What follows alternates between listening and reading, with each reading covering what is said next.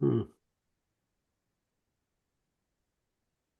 Nadine, are you watching YouTube? Because the setup is different on my end. It's used to require a step, but now it doesn't. So it says we're Yeah, I live. am watching. It looks like we're already live, but I'm not hearing. Oh, my website is on mute. I muted it. So let me.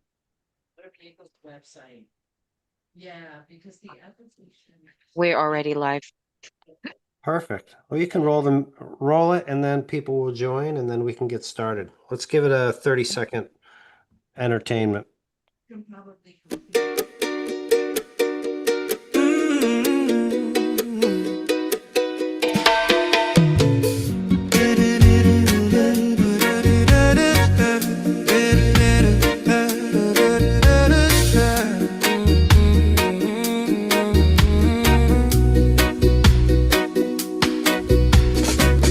When the weight feels heavy and the road is long, you've been holding on, trying to stay strong. Doctors and paperwork, so much to face, but here you found a safer place. You're not alone, we're standing by your side, helping you through every twist in the ride. With knowledge, care, and a voice that's true, the Disability Digest is here for you.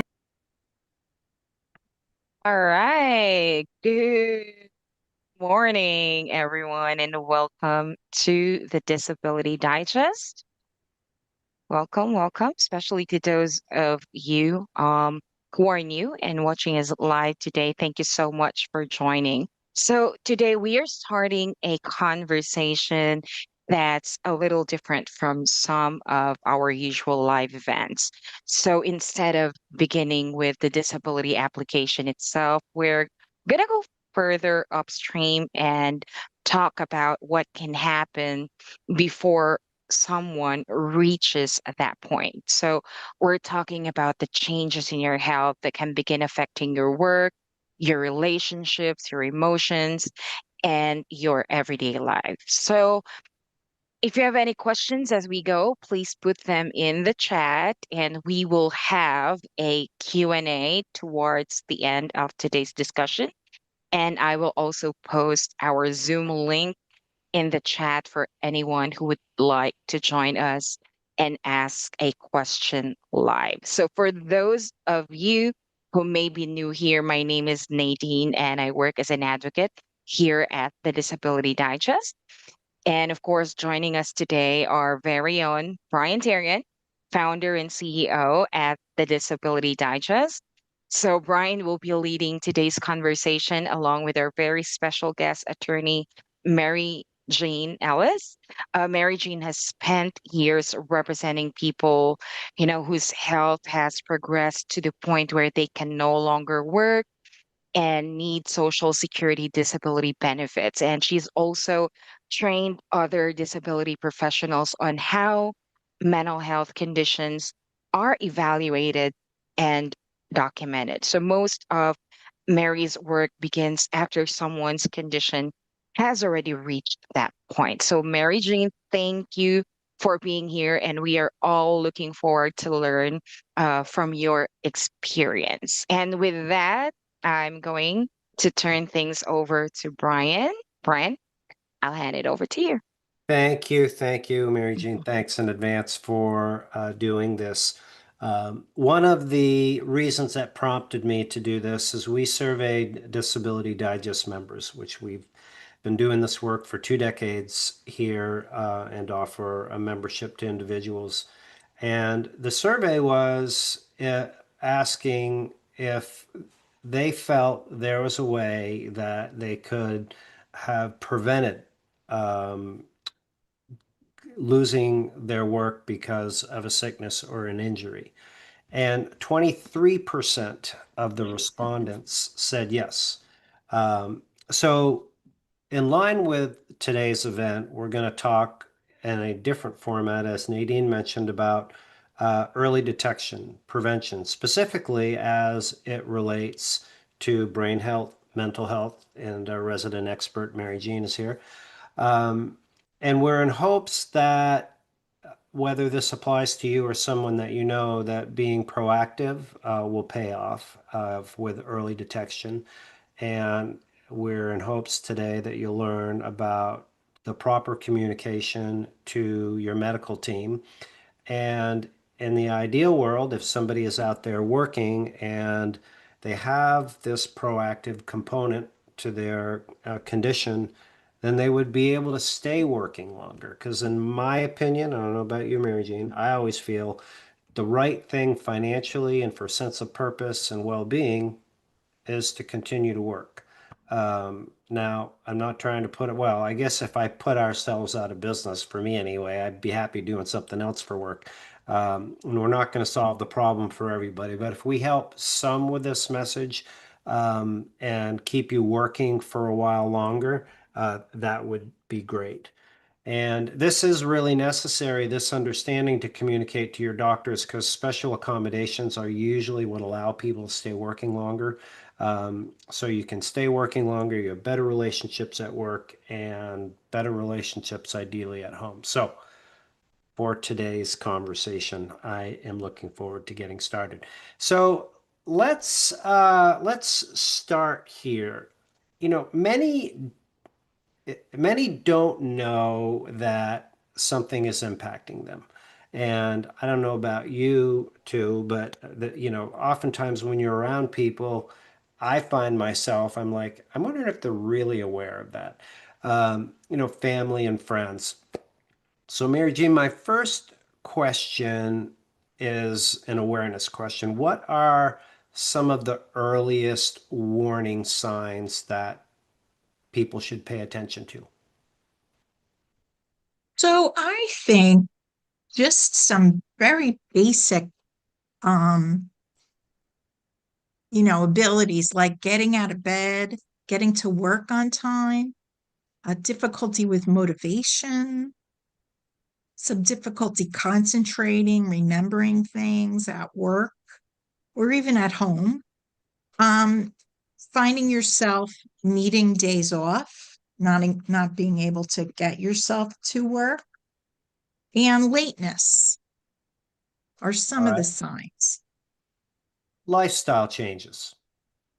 Yeah? Yes. Okay. So, first of all, if you see some lifestyle, is there a time frame you could put on that? I mean, I must admit, there's days when I don't want to get out of bed, right? So, I don't know about you two, but is there like a week, a month, or like this goes on for a period of time? Can you speak to that? Think because of course there are situational issues in everybody's life that come Mm-hmm. up and affect our Mm-hmm. mood. Mm-hmm. Um, but I would say if it goes on for 2 weeks, maybe, Mm-hmm. that's an indication that maybe there's a medical issue. Okay. All right. Good to know. Um, when if in the conversations that I've had over the years, one of the things that kind of stands out with me is uh, with brain health conditions is people become irritable, frustrated. They withdraw from family. They're struggling with relationships and coworkers. And how do you determine if that is like normal, just something slightly off, or a sign that something's serious? From from my point of view, degree. So is it a lot worse for you than it's ever been before? Hmm. Um, are is dealing with other people, social situations, a lot more difficult than it used to be? Are you snapping at people? Um, are people, you know, changing the way that they speak with you because of, having to tiptoe around you? Hmm. Um, and I would say, not only at work, but in your home life, with family, with friends, with people in the grocery store, you know. And Also, I would say that a sign that something more serious may be brewing would be, of course, thinking about, would it be better that I'm not here kind of thoughts. Yeah, good points. It reminds me, earlier this week, I was speaking with a member here who had been out of work for a while, and it was a female in a very soft and polite voice, and she was explaining to me that she was having a difficult time with relationships. And I was like, I just cannot believe it with the vibe I was getting. And then her dogs barked, and the whole persona changed as she communicated with those dogs. I'm like, oh, I get it now. Yeah. So, and it was just like, boom. So, um, if somebody's out there listening to this and they have, like, say, a physical injury like degenerative disc disease and maybe something wrong with a rotator cuff, and they're still impacted and not able to work, and they're saying, this doesn't really apply to me. I mean, can you speak to the connection between physical injuries, limitations, and how that oftentimes connects to mental health, or is it a separate issue? What's your experience been? Well, I would say most individuals who come to me, when they eventually can't work anymore, um, and that have only believe that they have physical health issues, particularly those who have chronic pain, physical pain. Mm, Depression and anxiety usually go hand in hand with those physical issues, even though people a lot of times try to convince me, well, that's not the reason I'm disabled. Um, but it does go hand in hand and it does contribute to having difficulty working. So I would say it's very frequent that I see both physical and mental yeah. issues. Um, and for those that may not think that they have any uh, mental health issues and are suffering from physical, what's your advice? How do you get them over the hump to be open to considering it? Well, again, when they come to me, when they can't work anymore, I do emphasize that, well, first of all, of course, I want people to feel better. You may feel better, hopefully, if you see somebody, if you see either a therapist or some people need medication Yeah. for depression and anxiety, you're going to feel better. But secondarily, it's going to help your case with Social Security because Social Security does recognize that connection. And if someone's not seeking mental health, specialty mental health treatment, Social Security will send them for what's called a consultative examination Okay. almost always. And a lot of people will say, why are they sending me? I'm not a psychiatric case. Because it often impacts. Yeah. Yeah. From my perspective, I believe a question everybody should ask themselves that is faced with not working with what you believe to be primary is your injury has prevented you from working. So you have two real things going on. You've lost your work, your income, oftentimes your purpose and your identity, and you're not feeling good. I mean, that's kind of depressing, really. So it's great advice. Get it treated, be open to it. It can strengthen your case, get you on to the next thing, and perhaps help you get through some of the physical challenges that are there.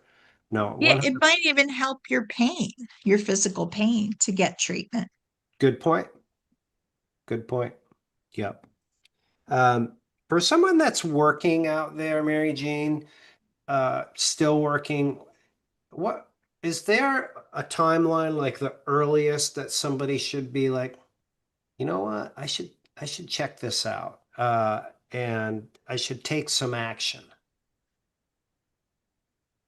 Well, some indications would be to me, um,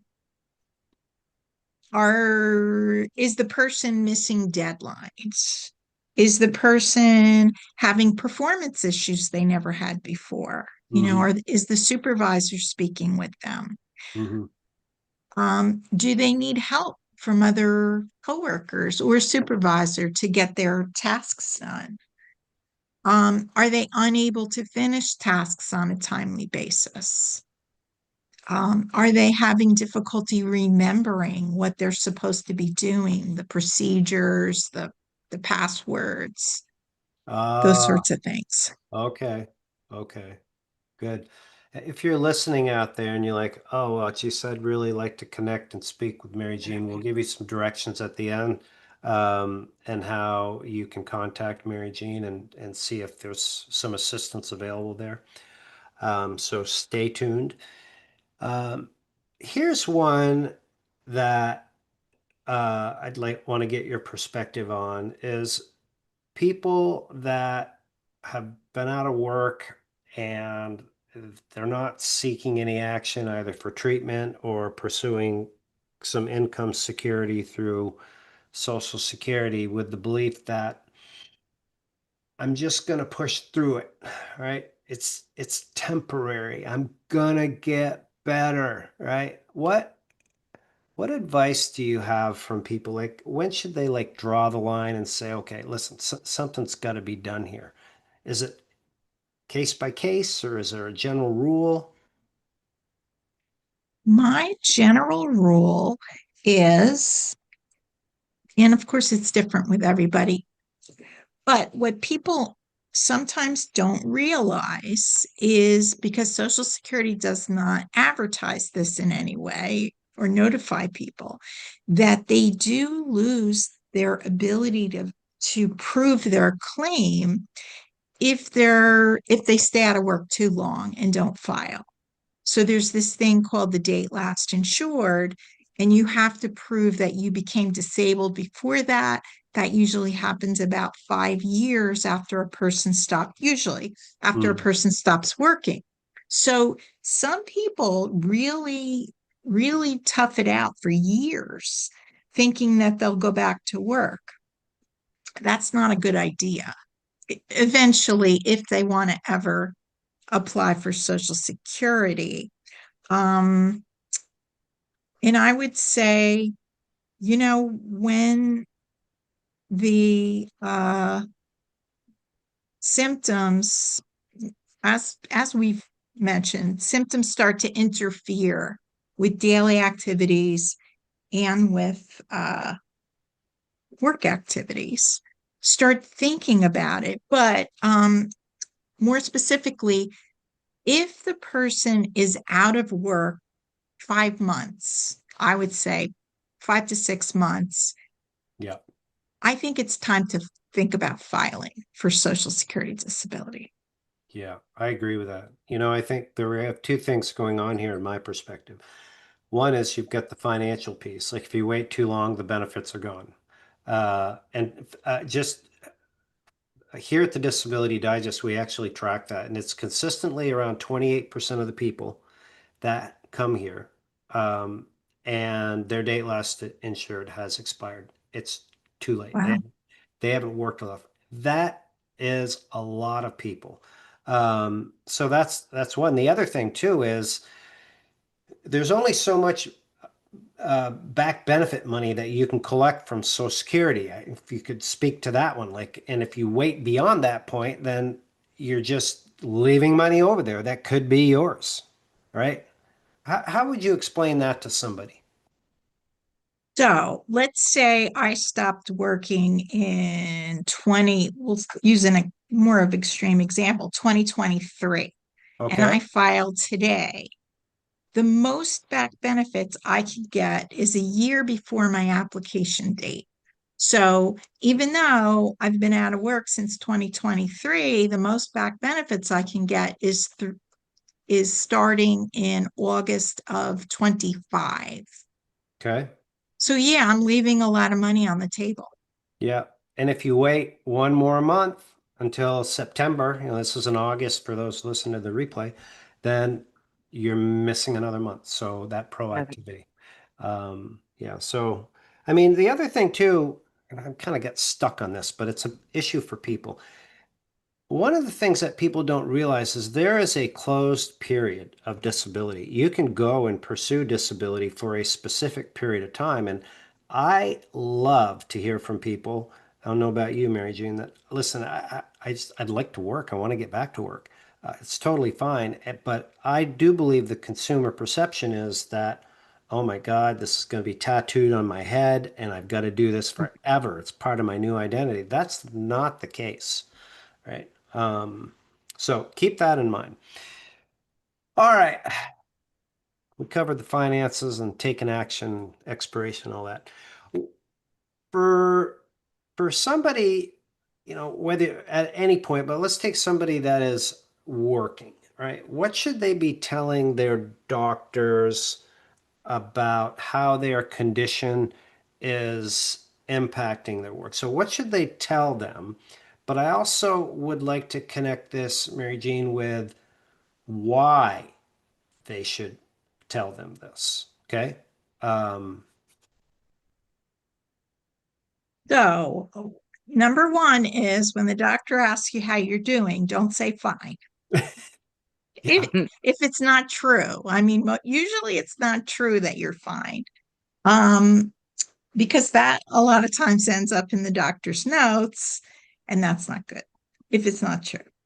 Um, don't be embarrassed about telling your provider what's going on with you. If you're not showering every day, please tell the provider.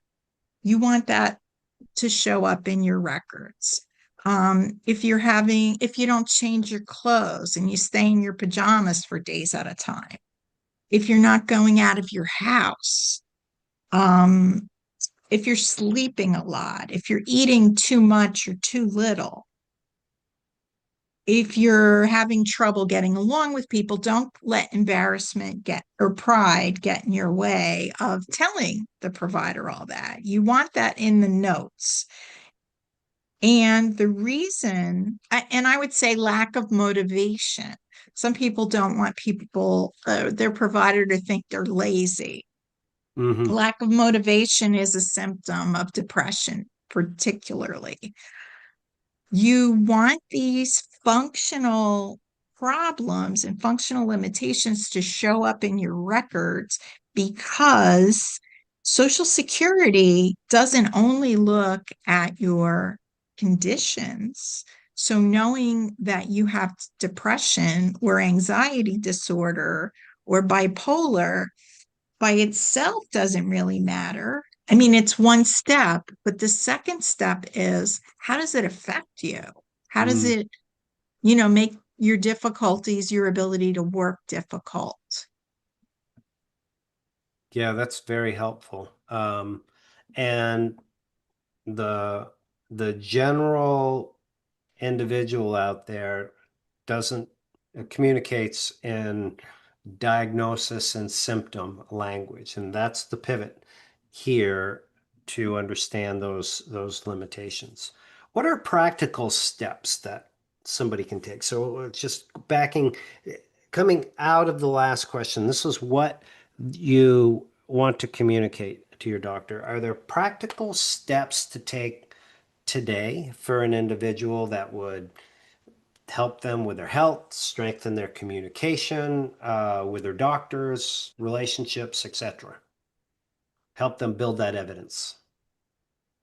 I would say, first of all, a lot of people, particularly those, as you mentioned, Brian, with mainly primarily physical issues or things started with physical issues and it turns into related mental health issues. If you're only seeing a PCP, a primary provider for, let's say, depression medication, you want, if you can, to ask your provider to recommend or refer you to a mental health specialist, Okay. because Social Security will take your claim much more seriously if you're seeing a specialist. You Mm-hmm. also want to be compliant as well as you can with what your provider's telling you. So if your provider says, hey, I think this medication will help you, please consider taking that medication. Now, can you be forced to take a particular medication? Of course not. If you have, but Social Security will look to see if you have a reasonable basis for refusing to do what's recommended by a health professional. The Mm-hmm. other thing is, if you, let's say, are on medication, you're not getting better, your symptoms are still very problematic, and you're not able to get out of your own way to do your life activities, you may want to ask about IOPs, intensive outpatient programs, Okay. or acute partial hospitalization, those kinds of resources to get better. All right. Yeah, this one comes up about the medication where people say, I've been prescribed medication, but some of the terms are makes me loopy or it makes me like a zombie and you don't want to take it. So Mhm. what you're saying is explain that to the doctor. Should there be some certain language other than my loopy zombie communication that you would recommend that somebody uses? Well, no, I think that's pretty descriptive. You Yeah. know, explaining to the physician why that medication is not working for you or the side effects are intolerable. Mm-hmm. Or, I've had clients who have said to me, listen, I overdosed on this medication. Ooh. I'm afraid to take it again.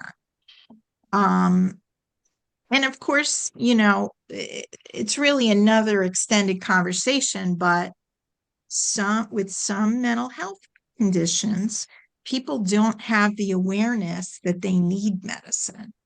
And Oh, Mm. okay. I got it. So yeah, they're like cognitively that it's just that's part of the condition. Is that what you're saying? yes, yeah. So in those cases, they're not going to be faulted by Social Security for not Mm-hmm. taking their medication. Mm-hmm. One thing I want to throw in here is I have found, I don't know about you, Nadine and Mary Jean, is that individuals, if they're not being treated, and they understand that they could get some remote treatment for something like this, it's a bit more palatable, more attractive. Do you have anything to add to that? I believe, yeah, use whatever, get to the provider, the, you know, do your best to get to a provider. If you can't get there in person, I mean, I live in a rather rural area. There aren't a lot of providers. Hmm. People access online help, and that works well for a lot of people, Good. Yeah. Yeah. as long as insurance continues to cover it for now. Right. True. True.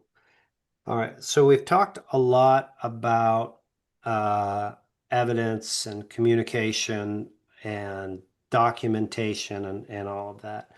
And what I would like to learn and help you out, have you help the audience understand is how this translates into tangible evidence that could help people with the ideal outcome. And maybe that's getting special accommodations at work if they can stay working, or if they're not able to work, it's evidence that's in their medical file that could help them secure their disability income.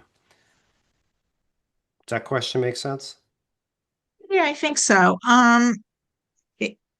So, yeah, I would ask the provider, your provider, whether they could document your need for accommodations. And Mm-hmm. the provider may have some ideas. If you tell the provider what your issues are, the provider may have some ideas of things that would help you work. So Mm-hmm. things like a flexible start time if you have trouble getting out of bed. Maybe working at home if you have trouble leaving your home. Um, Maybe extra time to complete assignments. That's not always possible given the type of work that one does. Um, but many providers, if you ask, are willing to write a letter to your employer and ask for those, what's called reasonable accommodations. Nice. So communicate it to the doctor with the limitations, have the doctor assist you in securing accommodations. Um, but just the fact, the objective really is to just get them in the medical records and you can leverage them. Yeah. We have a few more questions yet, but before we do, Nadine, would you just give a shout out that we have a FAQ or Q&A coming up? Yes, of course. So once again, thank you, Brian, and thank you so much, Mary Jean, for all of the knowledge that you're sharing with us today. So we're going to start taking questions from the audience in a few minutes, and then I'll post our Zoom link in the chat. So if you'd rather ask your questions directly and join us live, feel free to do so. Okay? All right. Okay. A few more thoughts I have I'd like to get your perspective on. One is you've helped a lot of people go from not being able to work to helping them secure their disability income, which is awesome. But in the work that you've done, like, is there a number one mistake or the biggest mistake that you see that people make that prevents or delays them from getting what they're entitled to for disability income? So I think number one is not getting specialist treatment. Um, you know, um, Either putting off the treatment because, there's maybe you think you wouldn't be able to afford it when there might be sliding scale or very low cost treatment in your area, particularly at a hospital or medical center. And, thinking that you're going to just power through. I mean, I have ex-military that tend, and people in tough, you know, tough occupations who, a lot of times men, who think that, it's an admission of weakness to not say, hey, I can't really do this anymore. Maybe I need to apply. And as we talked about before, waiting too long to apply when medical records start to be very hard to get because hospitals and doctors only have to keep them so long. And your memory, sometimes you have to prove you became disabled a long time ago if you wait too long. And your memory is not good as far as how you were doing back then. Right. All right. Yeah, those are good points. I think doing something is better than nothing is how I would sum that up if you can get some type of treatment. Yeah. Sure. Being proactive and getting it done. It's a tough pivot for people that they work for money, and when you're not able to work, this is what's really necessary to get money. But the steps to, it's like financial planning. People plan for their retirement. They plan for their vacations, for crying out loud. I think Mm. they put more effort into that than they do to protect their income here. So I am in hopes that our message continues to connect with people where they understand the importance of this, especially in the new age of 11-minute doctor visits.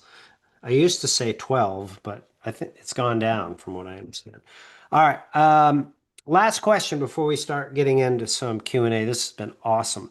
If somebody today recognizes themselves in a situation, or listening to this conversation, and they feel that this is connecting with them, what should they do next? I'm sure that's a difficult question because they're in any different state, but considering they've done nothing, right? And they're starting to like, oh, well, maybe I am sleeping in too much. Maybe I'm getting kind of irritable. What would that next step be? What's the one thing they can do? I think it's a good idea to talk to a disability advocate, someone who does Social Security disability SSI claims.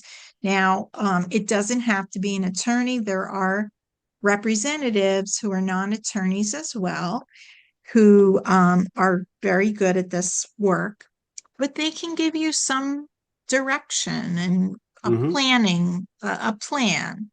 Yeah. Also, I was thinking, they could, if they really have had enough of work and they really can't work anymore, look into applying for short-term state disability if your state has that.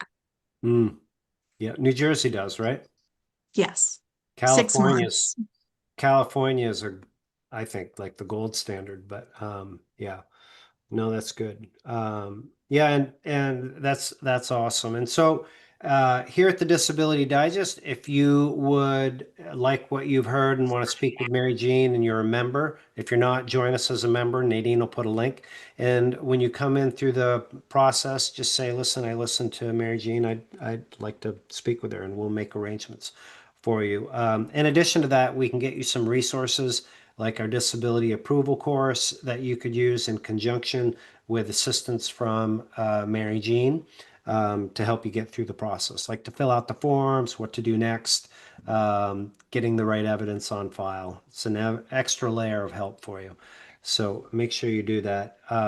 So let's get into some FAQ, All right. Q&A. So Yeah. let's see what questions we have here. But before I do that, I just want to let everyone know that I have posted a Zoom link in the chat for anyone who would like to join us live and ask their questions directly. But let's start covering these questions that we have from the chat. First question, it says, "Hi y'all, I applied. I am 36 with ADHD, OCD, and anxiety. I try to focus on my limits of needing a break every hour, and my sleep is disturbed 3 times a week. Hoping I'm approved. I'm desperate for help. Should I consult a lawyer for consultation while my SSDI application is already being processed? I just recently turned my adult function form. I wonder if I should seek for an attorney." Well, you can seek an attorney at any stage in the process, although I would caution you not to wait until after if you've been denied a few times or twice. I would caution you not to wait till right before a scheduled hearing so that the person that you possibly would hire would have enough time to prepare your case.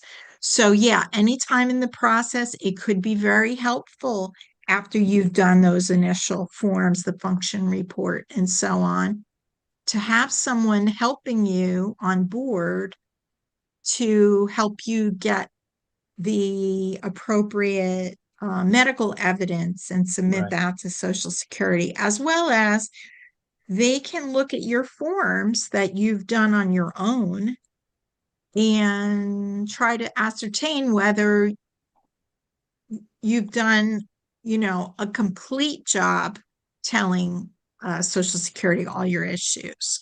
And those can be supplemented if necessary. Hmm. I'd like to add my 2 cents if you two wouldn't mind. 36 years old, was that right, Nadine? Yeah, 36. Yeah.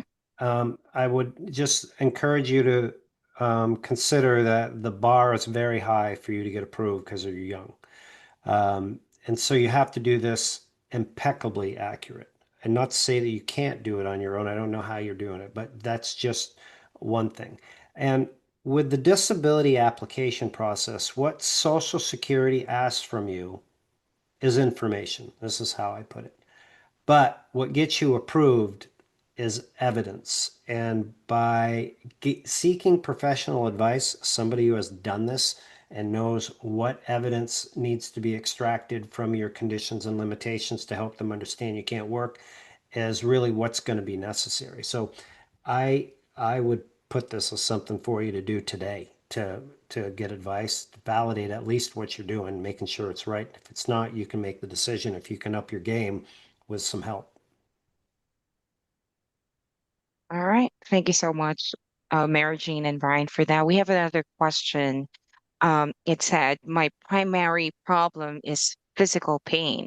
Mm, And chronic pain or another physical condition eventually lead to depression or anxiety.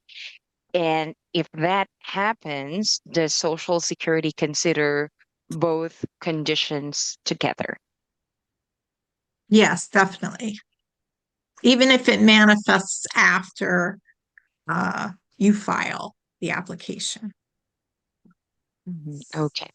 All right. We have another question. It says, what if I think I'm just under a lot of stress? How do I know when it's time to seek a mental health evaluation instead of just continuing to push through it?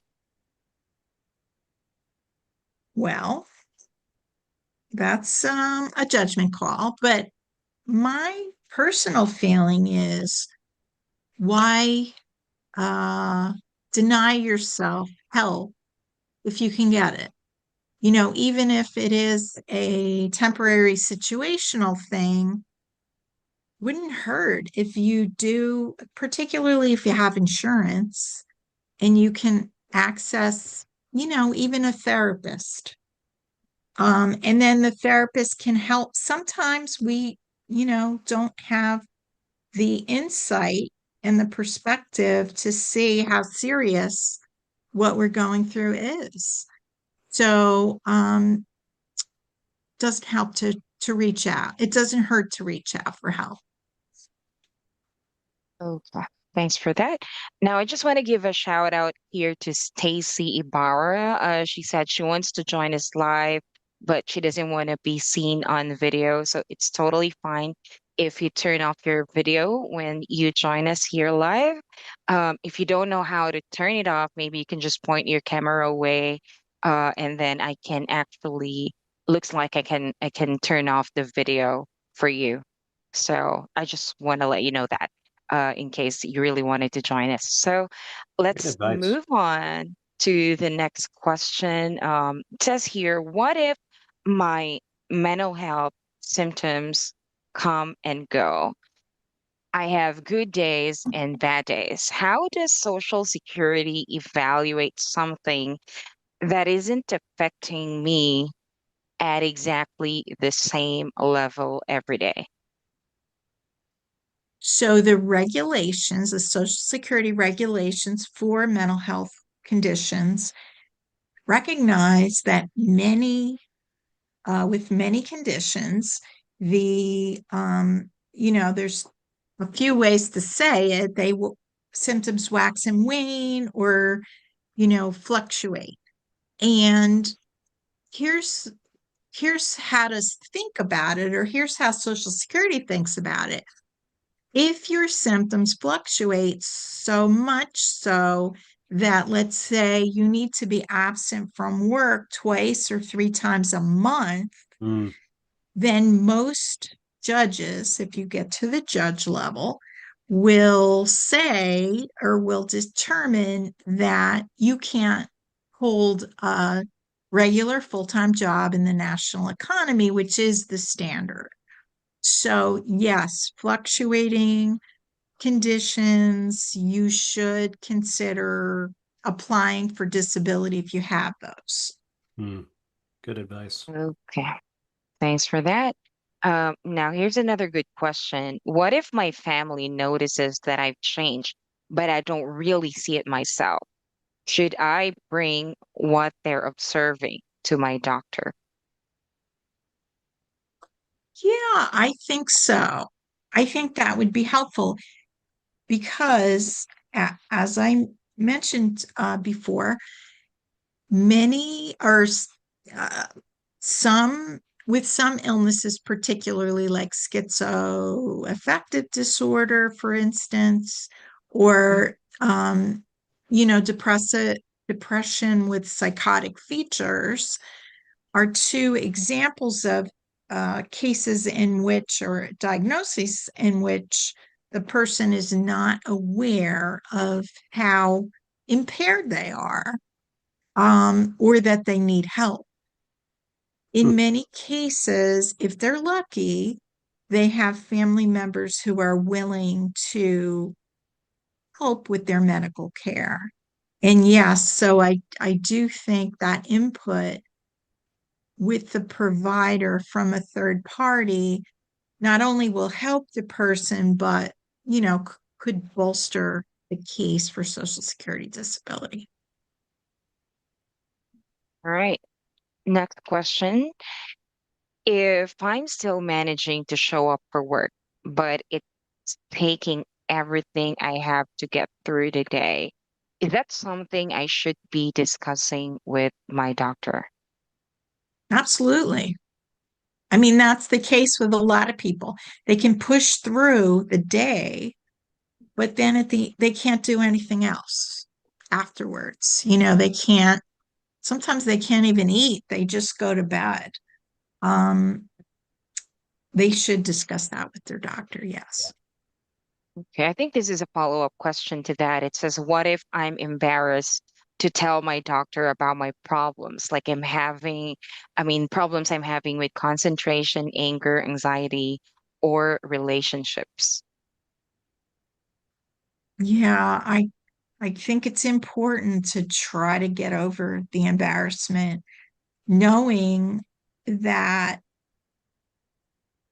the doctor's heard it all before and heard much worse, as mm, well as if you get an advocate or an attorney, the attorney Mm, or the advocate has heard it all before. So don't be embarrassed. And if yeah. you need to file or you need help at work, you really need to confirm that you're experiencing those issues. All right. Next question here says, if my symptoms improve for a while, but then it get worse again, how important is it to keep my doctor updated about those changes? Very important. Yeah, the doctor needs to know so that they can change your medication, for instance, or recommend a more intensive type of therapy, like intensive outpatient. Okay. All right. Before I ask the last question here, Stacy, if you still want to join us live, please know that you're still welcome to join us here and ask your question. It would be, once in a lifetime chance. Just kidding. To speak with Mary Jean and Brian. So if you're out there, don't be shy. Again, I can turn off the camera for you if you don't want to be seen in the video. So I have one last question here. It says, can problems with coworkers and supervisors actually be relevant when Social Security is evaluating someone's ability to work? Absolutely. Social Security will, I mean, that's an important part of the limitations Social Security looks at. So if you get to the judge level, let's say at hearing, Social Security is going to consider whether the individual can appropriately interact with supervisors, whether they can accept criticism, gracefully without inappropriate responses or, breaking down, let's say, and crying. Whether they can work in proximity to coworkers without either distracting them or being distracted by them, whether they can work in a team, whether they can interact appropriately with the public. Those are all things that Social Security looks at. Okay. All right. Thank you so much. Those are all the questions that I have from our audience. Great. Good questions today. Yeah. Mhm. And a good topic. Yeah. Yep. Listen, everybody out there, I hope you found value in this. Love to hear your comments. If you've got something to share, if you know somebody that may be able to benefit from this, you can just hit the share button, whether you're listening live or the replay. And again, if you would like to speak with Mary Jane, get some advice, direction, even if they're working, yeah, Sure. yeah. It's never too early, right, Brian? Never too early. Preparation is part of the process. So just join us, ask us here at the Disability Digest. Nadine, I see you put a link in the chat already. So Yeah. Mhm. that's great. And we'll be back in 2 weeks with our next YouTube live event. And once again, Nadine, thank you. Mary Jean, thank you for your contribution, everybody. You're We welcome. wish you well. Till the next time, make it a great day, everybody. Thank you. Take Thanks, care. everyone. Thanks. Bye. Bye.